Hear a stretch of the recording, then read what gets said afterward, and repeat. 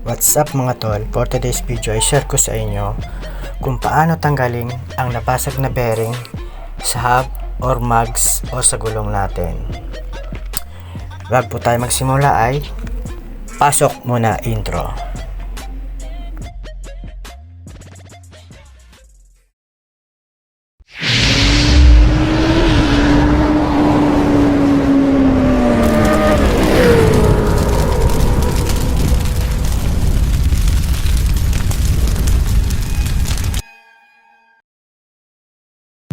Ayan po mga tol, umiwalay na yung rolling element niya or bulitas sa bearing ring niya, inner at outer ring.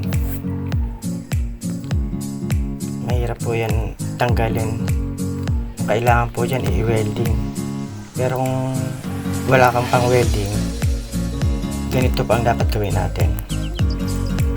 Ang bearing po ay dalawang klase, yung ball bearing at isa roller bearing, at may parts po siya, apat na parts: bearing ring, outer ring po, bearing ring pa rin, inner ring, rolling element or bulitas, at cage, lagayan po ng bulitas. Yan po, kailangan po natin ng 6 na bulitas para matanggal po yung naiwan na outer ring na nakadikit po sa mags. Yan po, yan po yung outer ring, yan tinuturo ko. Yan, kita nyo naman po yung outer ring, yung pinakabahay ng bulitas po. Ayan, naiwan po. Napakahirap po sinsilin yan. Kahit i-welding nyo po yan, pag medyo hindi marunong po yung mag-welding yan, masisira po yung nyo, mags nyo, kasi aluminum po yan, alo yung mags na yan. Once na matamaan niya ng rod, tunaw po yan, luluwag na po yan, masisira na po yung yung mags nyo. Ganito po lang dapat yung gawin. Una po, tanggalin nyo po yung natira na bearing, kasi po pag nagpalit po kayo ng bearing, set po yan para mag-asawa po yan. Pag nasira na po ang isa, sira na rin. Hindi naman sa sira, pero ibig sabihin po kailangan palitan nyo na rin, kasi mahirapan din po kayo kapag iniwan nyo yung isa niyan, kasi pagka yan masisira yung isa, magpapalit na naman kayo. Kailangan po sabay po yan lagi pinapalitan. At ito po yung pantanggal ko, eherin po yan. Yan po yung ginagawa kong pantanggal. Lagyan nyo lang po ng nut, yan yung ehe na pinaglumaan ko, lagyan nyo ng nut yan, tapos itusok nyo po roon sa isang bearing na natira. Yan, tapos linisin nyo po yung pinaka-labi ng mags bago nyo po yan pukpukin.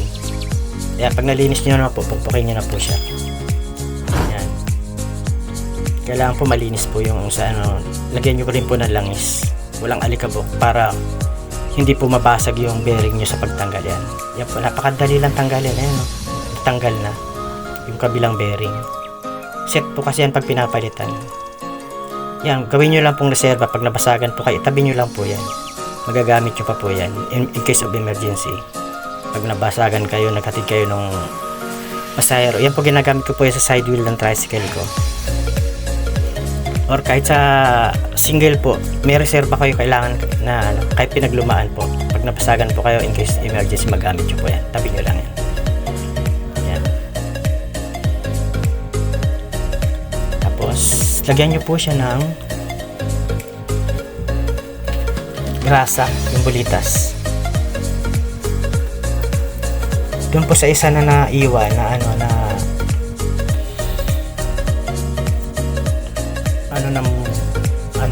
bulita, tawag nito yung outer ring, yung sa housing po ng bearing. Ilagay nyo po yung bulitas, yan.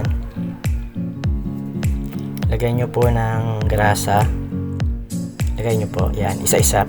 Pagdikit-dikitin nyo lang po yan.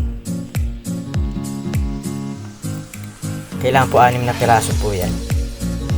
Kung ilan po yung bulitas doon sa bearing na nabasag, ilagay nyo po. Kung 8 din pang ilagay nyo.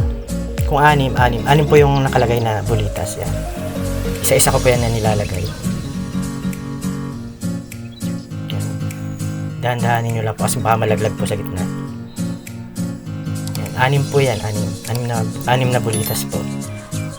Ilagay nyo po doon sa sa outer ring o pinaka-housing ng bulitas. Kailangan nyo din po na alambre yan. Tapos yan na po yung niya, yung inner ring, yung maliit po na na parang singsing yan. Yan. Tapos pag-iwalayan nyo po yung bulitas. Yan. Spread nyo po papaikot. Yan. Yan. Pag na-spread nyo na po, ayan po. 6 yan.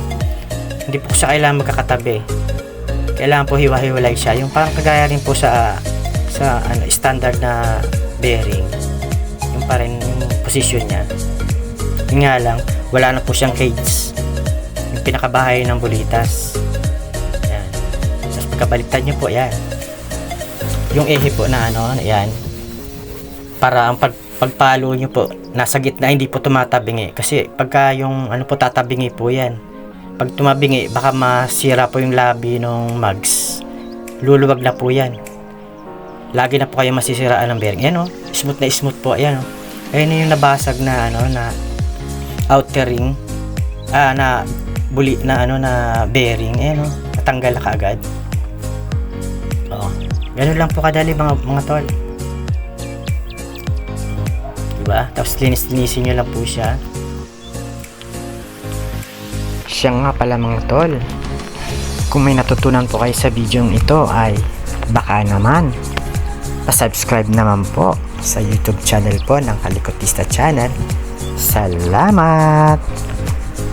Lagyan nyo po na ng grasa bago nyo po ikabit yung bago na na bearing sa mags o kaya sa hub o kaya sa gulong sa gulong. Lagyan nyo po muna ng grasa yan para tumagal po siya, hindi kaagad mabilis masira. At ang pagkakabit po niyan ay hindi po nakatihaya sa yun nakalabas yung grasa. Yung may takip po, yan. Yung may takip po, mali po yan nakatihaya, hindi po yan. Yung may takip yan, para hindi po siya nadudumihan, aalikabukan, nababasa at tumutuyo. At pag nalagyan po yan kasi ng mga buha-buhangin, yan po mababasag kaagad yung yung bulitas nyo. Bilis po yan masira. Yan po yung ehe uli. Dandahan lang po. Tapos dito pinaka-final para lang po yun makapasok. Pag naipasok nyo na po yung bearing, ito po sa spark plug po yan, idikit nyo po doon sa outer ring. Yan, doon sa may po sa pinakalabi para hindi po mabasag yung bearing nyo. Yan, doon po sa pinaka-housing, yan, isagad nyo po yan. Pa-cross po yan, alternate yan. Pagpalo yan. Pagka nakasagad na po siya, ramdam nyo naman po yan pag sumagad na. Yan, smooth lang po siya, kunting palo lang, alternate po.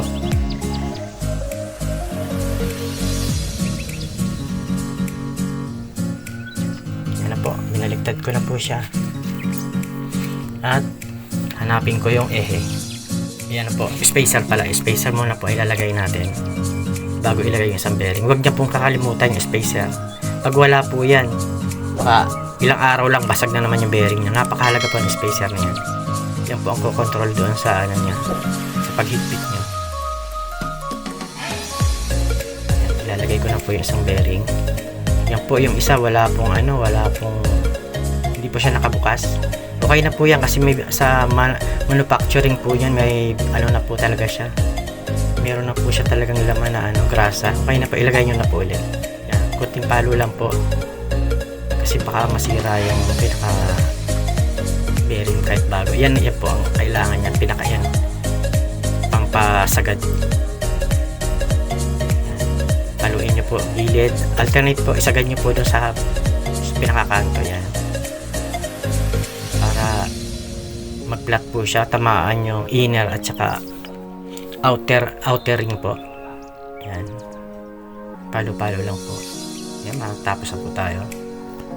Hindi nyo na po kadali pag nabasagan kayo ng bearing. Hindi nyo na po kailangan pampunta ng weldingan kasi Minsan po nasablayan na ako ng pagpapawelding dyan na natunaw po yung pinakalabi ng hub.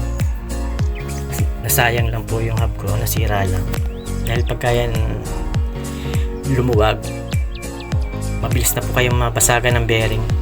Kakalug-kalug na po kaagad yan. Mabilis po masira ang bearing pagka yung hub nyo maluwag.